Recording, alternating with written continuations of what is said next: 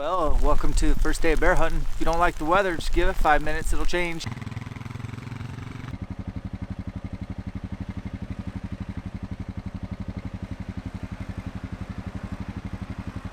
on, Timmy, you can do it.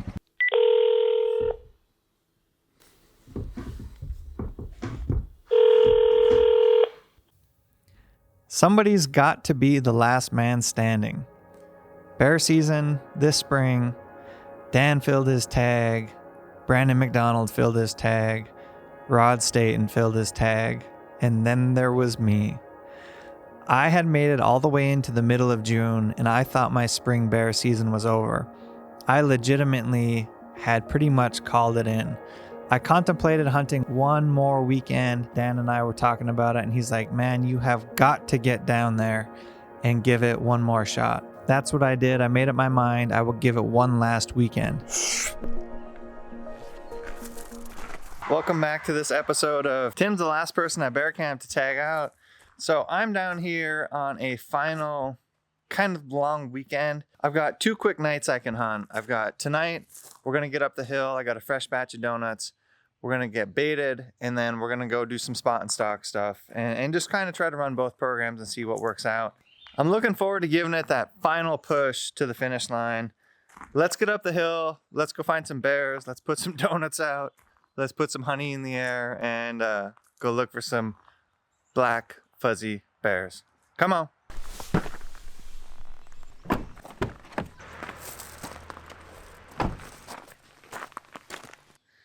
Get on the dirt bike, throw the donuts in the pack, head up the hill. We'll be fully stuffed to the max. It ended up being a solo trip on Father's Day weekend. Just me, the mountains, and the spring air. I've come to very much enjoy and value spring bear season. It's an opportunity to get out in the mountains, spend time watching the mountains come to life, be out in the fickle winds that are in the mountains, and start to get those ever so precious reps in the red zone. Every time you get close, all those things add up. And being able to chase big game in the spring in the Idaho mountains, it's a real great opportunity to have not so far from our home turf.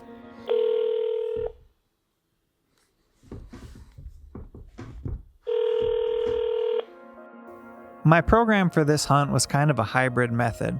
I had a bait site I wanted to check, but I wasn't putting all my eggs in that basket. I was going to be mobile, move, glass, look for bears, spot and stock, and spend the last bit of the day staying close to that bait, moving, glassing the bait, and also glassing anywhere else a bear could come out on the timber's edge.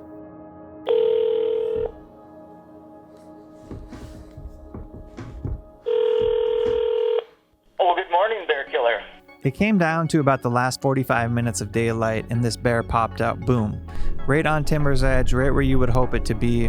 Not so far away. As soon as I had seen it, it was within my effective shooting distance. So I watched this little black speck feed along the edge of the timber. Bears move. This bear kept moving, and I kept moving and resettling the camera and resettling myself. Finally, this bear stopped. Camera settled, me resting on my pack, 310 yards. Bear hit the dirt. Finally got my Idaho spring bear, and I couldn't be more pumped. All right, guys, I just shot and rolled my bear. We're gonna go recover it. It's windy, it's beautiful, and man, it's been a long bear season. Let's go find this bear. It looks like a medium-sized black bear. At this point, I'm just happy to have a bear. Hindsight being 2020, I could have got my dirt bike a lot closer to the bear than I did, but I elected to pop off the edge and just get down to that bear and pack it out. I figured I wanted to get to the bear from my last vantage, and I had a really good landmark that I could get to. The pack out ended up being short, although steep. Maybe not the best choice. I got that bear cut up, put in my pack, and packed back up the hill to my dirt bike. What's going on? Just in the studio doing things. What are you up to? Not much, man. Just woke up and just figured I'd give you a holler.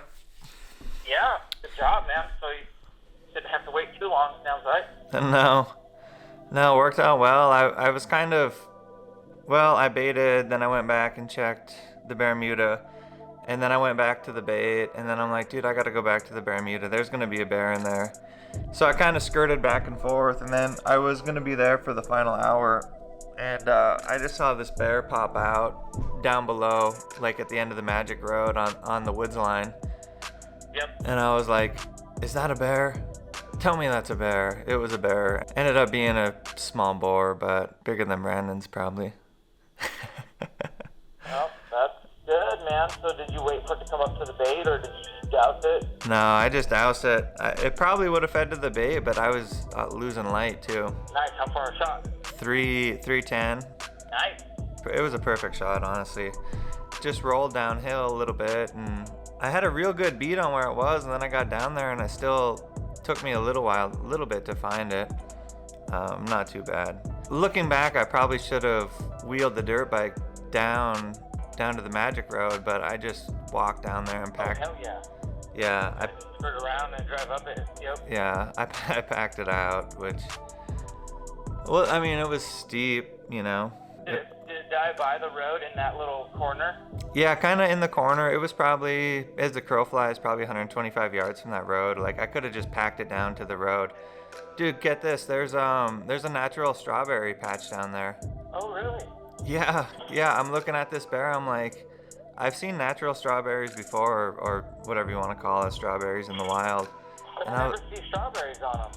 Yeah, that's because birds and stuff eat them so fast, but there were strawberries on them for sure. That's so cool. Yeah, it was really cool, so pretty. Dude, that paid off to get one tag punch. Yeah, for sure, man. Yeah, really happy with everything. Now you can kind of relax and go if you want to go, and now did you get some meat off of it, like enough to make it worth your while? Yeah. It's not gonna pack my freezer for sure, but. Oh, I'm pumped. Enjoy your time. Take your time. I went there Friday and they weren't open. I had to go get my bear checked at some ghetto taxidermist shop in Coeur d'Alene. I don't know. I mean, it was hilarious. The guy could hardly hear. I opened the door to this ghetto location, and it was wall-to-wall hides and horns. The guy was a hoarder. The guy literally had to almost walk sideways to get to his front counter, if that's what you want to call it, front counter. Like, what are we doing? I'm like, checking the bear. He's like, what are we doing with this bear hide? I was like, nothing. Oh, okay. My bear hide was pretty thick, man. I don't know if it was just because it's all the way into June, but it was lush. Any fat on him? Just starting to get a little bit of fat, yeah. Good. Yeah. But it was real thick. Yeah, man, we did a good job then. Brandon got one, you got one, my dad got one, and I shot one. That's 4. I said this on video yesterday. I was like, it's funny that we all got a bear, but we ended up all getting a bear solo. That's true. Isn't that funny? True. Didn't think of that, but that is true. It is true. I was just watching today's video when you called. I was almost through it, and I was going to look at comments and look at views. Oh, yeah. Yeah. We'll see what comments We are. did told people to comment below how they wipe. I want to know if people actually commented or not. Yeah. Yeah. That's funny. Mission accomplished. Good job. Mission accomplished. Yeah, thank you. Yep. Enjoy. Yeah. Whatever you got to do. Cool. All right, man. All right, buddy. Yeah. Talk to you later. Good job. Okay. Thank you. Bye. Bye. This was my bottom of the 9th, late in the spring, early in the summer bear hunt. I wasn't going to get out again. It's not fun to be the last man standing. It's a dirty job, but someone's got to do it, and it worked out all right this year. If you're the last man standing, hang in there, give it your all, be able to look in the mirror when you're done with your season, know that you've left it all out there, and good luck.